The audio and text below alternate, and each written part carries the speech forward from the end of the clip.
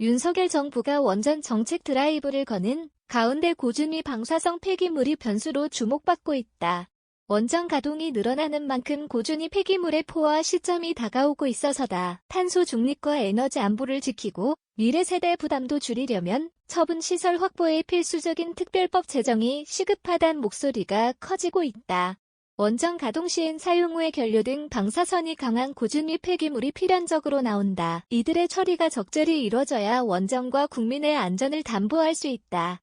특히 기후, 에너지 위기 속에서 원전 역할이 확대되면서 고준위 폐기물 처분의 필요성도 함께 커졌다. 지난 7월 유럽연합, EU,은 원자력 발전을 그린 텍소노미, 녹색 분류 체계에 포함하면서 2050년까지 고준위 폐기물 처분을 위한 세부 방안을 마련하라는 단서를 다뤘다. 국내에서도 원전을 포함한 새로운 K 텍소노미안이 나올 예정이다.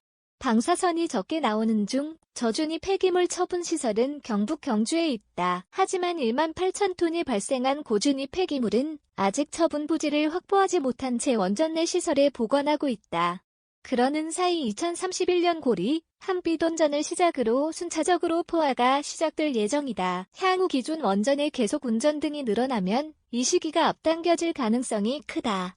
1980에서 90년대부터 일찍 부지 선정에 나서 처분시설 운영이 가시화된 핀란드, 스웨덴 등 유럽 국가들에 많이 뒤진 셈이다. 원전업계 관계자는 현행법상 원전 부지 내 한시적인 건식 저장도 어렵다.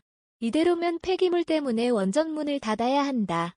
서둘러 특별법을 만들고 처분시설 확보에 나서면 스웨덴 등 유럽 국가들도 따라잡을 수 있다고 말했다. 이 때문에 고준위 폐기물 처분장 근거를 마련하려는 특별법 제정에 가속이 붙고 있다. 현재 방사성 폐기물 관리법이 있긴 하지만 고준위 처분장 부지 선정 절차나 해당 지역 지원 등이 보다 구체화돼야 한다는 취지다. 지난달 말 이인선 국민의힘 의원이 대표 발의한 고준위 방패물 특별법안을 비롯해 관련 법안 상건이 국회에 올라가 있다. 특별법에 담길 내용은 조속한 처분장 확보와 폐기물 반출 시점 명시 선정지역 대규모 지원 원전 내 저장 시 의견 수렴 강화 전담위원회 설치 등이다. 특정 지역을 미리 택하기보단 선정 과정이 투명하고 빠르게 진행될 수 있도록 한다. 부지 확보 절차는 조사, 주민투표 등을 포함해 13년 걸릴 것으로 예상된다. 그 후 중간 저장, 최종 처분 시설 등을 마련하는 시기다.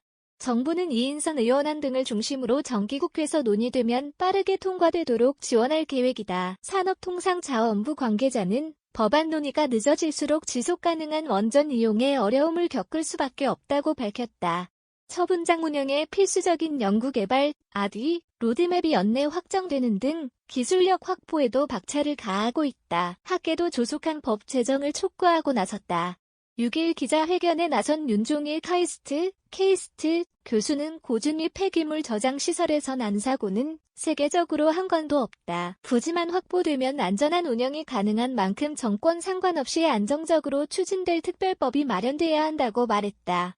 향후 관건은 주민 수용성과 운영식이다. 안정된 집안 깊숙이 처분장을 만들면 방사선 노출 위험이 사실상 없지만 지역 주민 반발이 나올 수 있어 충분한 설득과 동의가 필수적이다. 산업부 관계자는 부지 선정이 제일 중요한데 전 국민을 위해 부담을 져야 할 유치 지역 주민을 지원할 방안이 많이 들어갈 것이라고 말했다. 이인선 의원안에도 특별지원금, 지역발전사업, 지역주민 우선 고용 같은 지원책이 포함됐다. 지난해 2차 고준위 폐기물 관리 기본계획에 따르면 부지 선정 절차 착수부터 영구처분 시설 확보까지 37년가량 걸릴 것으로 전망된다. 이를 두고 일각에선 시설 운영을 서두르면 기술적으로 2050년 이전도 가능하단 이야기가 나온다. 하지만 최대 40에서 50년이 소요된 해외 사례와 정책 신뢰성, 주민소통 같은 복잡한 방정식을 고려하면 추후 결정해야 한다는 주장에 무게가 실린다. 구체적 목표 시점은 특별법 제정 후 기본계획에서 다뤄질 가능성이 크다. 세종등호 정종훈 기자 세이프넷 중앙점 co.kr